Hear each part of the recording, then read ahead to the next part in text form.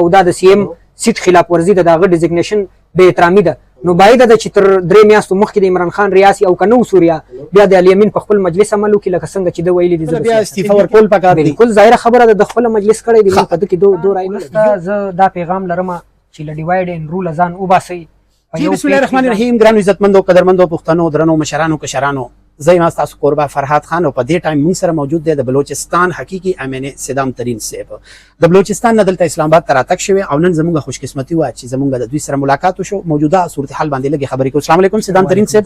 یو جهان مننه چې تاسو د خپل مصروفیات نه وخت وستو.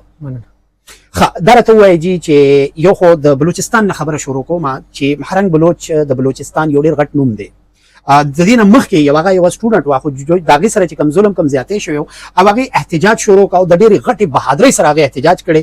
هغه پخپله هم 3-4 ځله دلته اسلام آباد ته پروټیسټ له راغلي وو. هغه نن پابند سلاسل ده، د هغوی خویندې او نور خواتین په اسلام آباد کې ناست دي. پی ټي آی تاسو د پی ټي آی یو حقیقي امنیه تاسو د هغوی سره ملاتړ ولې نه کوئ؟ مارنګ بلوچ مونږ خور ده، د بلوچستان لور ده.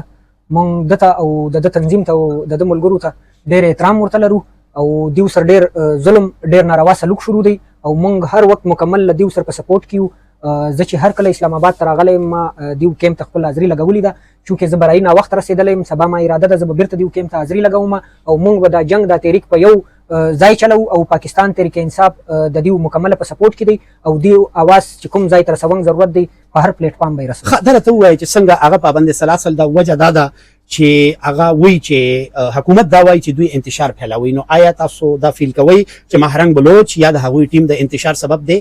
مونږ هېڅ قطعا د خبرې سره اتفاق نه لرو. اتفاق په دې نه لرو چې په دې ملک کې او په دې دستور کې دا لیکل سوي دي چې هر کله یو سیاسي جدوجهد ته کولی سې، ته خپل حقوق دپاره خپل سایلو وسایلو دپاره اواز اوچتولی سې. دیو چې دا ټیم په جیل کې بندي دي یا د کوم صورتحال سامنه چې کوي په دیو خو نو څه د دهشتګردي الزام نه دی. البته په دې ملک دا رویه واضح ده. زه د ځان مثال ورکوم، مونږ خو سیاسي طور یو فیډرل جماعت سره تعلق لرو. په ما باندې بلوچستان کې ATC دفات لګېدلې دي. زه نن هم په ATC عدالتو کې پیشیانې کوم خو له بده مرګه دې رویې پاکستان او د پاکستان ولس او د پاکستان چې کوم قبایل دي که بلوڅ که پښتون په هغو ذهن کې ډېر لوی خلا پیدا کړې ده او په زړه کې ډېر لوی نفرت پیدا کړی دی. مونږ د دا نفرت او دا خلا خاتمه غواړو او د لپاره ضروري دا ده چې په دې ملک کې د رول اف لا باندې عمل وشي. دا راته ووایي چې عمران خان صاحب د عمران خان صاحب خویندې چې دي هغه اډیاله جیل ته راځي. که زه دا خبره وکړم چې عمران خان صاحب په دې ټایم د هغوی پارټي په اپوزیشن کې ده، خو یو ډېر سټرونګ اپوزیشن دی. په خیبر پښتونخوا کې ستاسو حکومت دی، وزیر اعلی ستاسو دی. په پنجاب کې هم ستاسو ډېر سټرنث دی. په قومي اسمبلۍ کې هم ستاسو د تقریبا 90 یا 100 ممبرز دي. حلیمه جی چې یوازې راځي هلته کې دا MNAs MPs ولې نه راځي؟ آیا دا MNAs MPs له چې ووټ ورکړی شوی هغه هم د عمران خان ووټ دی، نو ولې دا کمزوري ولې ده؟ بالکل ستا خبره برحق ده. ګرد MNAs ټکټ هولډرز او MPs دا پکار دی چې کوم ځای ته د اډیالا یو ایرنګي یا د اډیالا هټ کې بل ځای ته یو ایرنګي په عدالت کې چې موږ د عمران خان فیملی سره مکمل ځان په ګراوند حاضره کړو. چونکې کوتاهیانې موجوده دي، موږ په حالت جنګ کې نو مونږ ته پکار دی چې مونږ مخ ته خپله پالیسي چې ده جامع حکمت عملي جوړه کړو او د خان صاحب فیملي سره مکمله ملګرتیا وکړو. جی ګرانو عزتمندو، مونږ سره چونکې په دې ټایم زموږ درون میلمه صدام ترین حقیقي MNA موجود دی د پاکستان تحریک انصاف د طرف نه. تپوس دا کول غواړم جی چې ستاسو پارټۍ کې څوک کردار ادا کړي، څوک سختو سره مخ شي او هغه د یو شیر افضل نوم دی. د الیکشن نه مخکې هغه پارټي جوین شو، هغه له ټیکټ ورکړی شو او د هغې نه پس اوس د PTI لیډرشپ او د PTI زیاتر ورکرز په سوشل میډیا دا کمپین کوي چې شیر افضل غردار دی. آیا ستاسو په نظر کې شیر افضل غردار دی؟ شیر افضل په حواله د خان صاحب فیصله واضح ده او پاکستان تحریک انصاف چونکې بانی چیرمن عمران خان دی، د عمران خان فیصلې نه څوک بله خبره پکې نسي کولی. پاته سو د شیر افضل قرباني په حواله او د هغه جدوجهد په حواله. نن چې شیر افضل په کوم مقام ولاړ دی، شیر افضل تر موږه زیات په دې باخبره دی چې د ده څه بیاناتو او څه مجلسو دته دا نقصان ورسوي.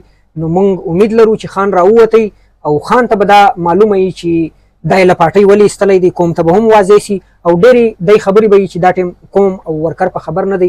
نو د عمران خان په فیصلې کې موږ هېڅ نه وایو. خان چې هره فیصله یې موږ ورسره ملګري یو. ښه، دا راته ووایي چې څنګه دې نه مخکې ما دا عرض وکړو چې الیمین ګنډاپور یعنې کې وزیر اعلی دی، دا ستاسو زړه مني؟ زما زړه نه مني چې الیمین ګنډاپور د عمران خان صاحب ملاقات له ځي او دا 3-4 میاشتې وشوې او عمران خان صاحب سره د ملاقات د الیمین ګنډاپور نه کېږي.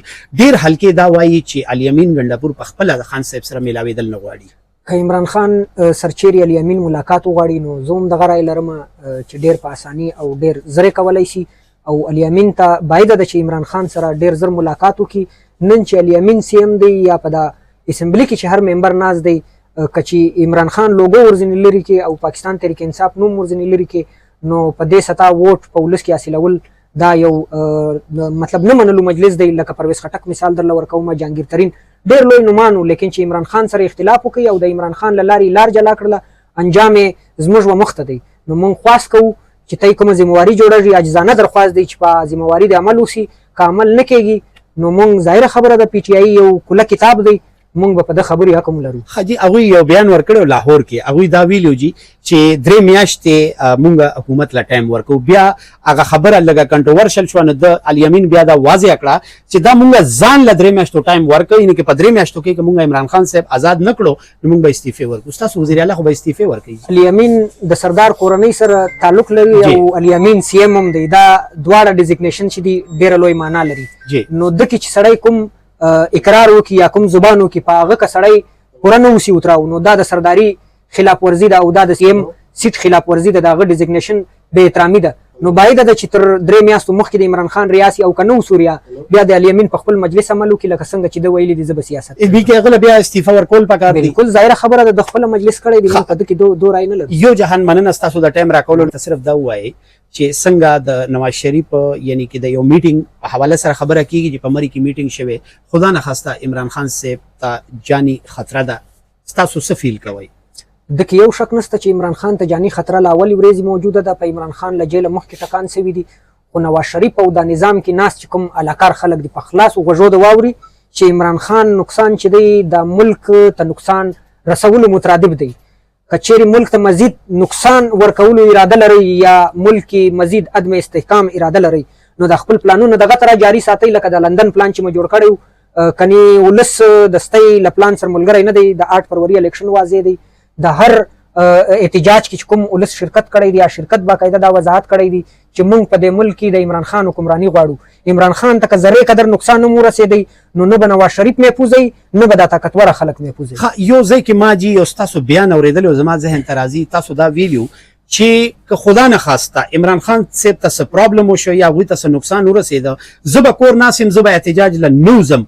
ولې چې لیډرشپ له پکار دی چې د هغه په ژوند کې د هغه ازادۍ دپاره درون احتجاج وکړي. ما د لیډرشپ جذبات اوچت کول لپاره او په هغو کې دا جذبه پیدا کول لپاره دا مجلس کړی و د عمران خان لپاره. زه دا ټیم خپل ژوند ما وقف کړی دی، مخ ته یې هم وقفوم. او یعنی که ستاسو مطلب دا دی چې خدا نه خواسته هغه ته که نقصان ورسېده نو که بیا تاسو نو بیا څه فایده نشته. فایده خو به نه وي، اذان ته مجلس دی لیکن چې کوم موږ ته کول پکار دی موږ به یې کوو. جی ګرانو عزتمندو، یو جهان مننه کوو د صدام ترین صاحب ما سره دلته کې میلمه دی. عوام ته او د بلوچستان عوام ته څه پیغام ورکوئ لاست کې په دې مایک کې ووایئ؟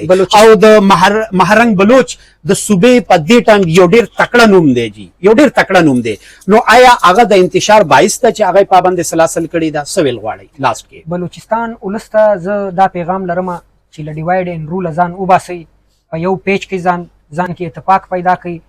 د بلوچستان چې کوم وسایل دي دا تای حق دی، لیکن چې څنګه تای خاموشه ناست یاست په خاموشي له تای سره چې کومه رویه شروع ده یا اویا کاله یا 80 کاله چې کوم ظلم جبر سوی دی مخ ته به هم دغه ظلم جبر جاري.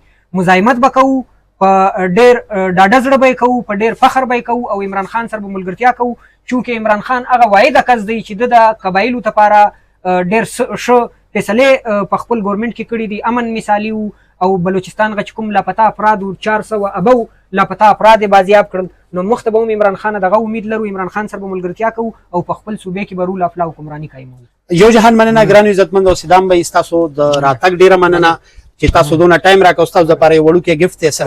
جی ګرانو عزتمندو، عمران خان صاحب چونکه بلو کوټ ډیر زیات خوښایي نو دا هغه بلو شیډ ته چې د عمران خان صاحب خوخه دی نو دا مونږه تقریبا لوډ راوړی د 500 پیسونو او امپورټډ کوډ ته نو زمونږ ته چې کم د پی ټی آی خاص کرکه میلمه راشي نو مونږ دا فیل کوو چې هغه ته دا تحفه لازمي ورکو. سره دا پلیز واچو جان مننه دا واچوي مینه محبت دی چې د عمران خان ورکرانو سره او هغه سره کوم ملګری خلک هغه ته دومره جی وګورئ جی یو جان مننه. حاجی وګورئ جی دا که تاسو هم غواړئ چې تاسو د عمران خان صاحب دا کوټ واچوئ نو اف کې فیشنز همیشه برانډ یاد ساتئ دا امپورټډ کوټ دي او د دوی سایز هم په دې کې شته ماشاءالله دوی خوراک لږ کم کوي کنه جی د خیره سره خو بان ویل د کفایت شاری بکو کفایت شاری بهرحال یو جهان مننه سر تاسو دراتګ ډیره مننه ثانک یو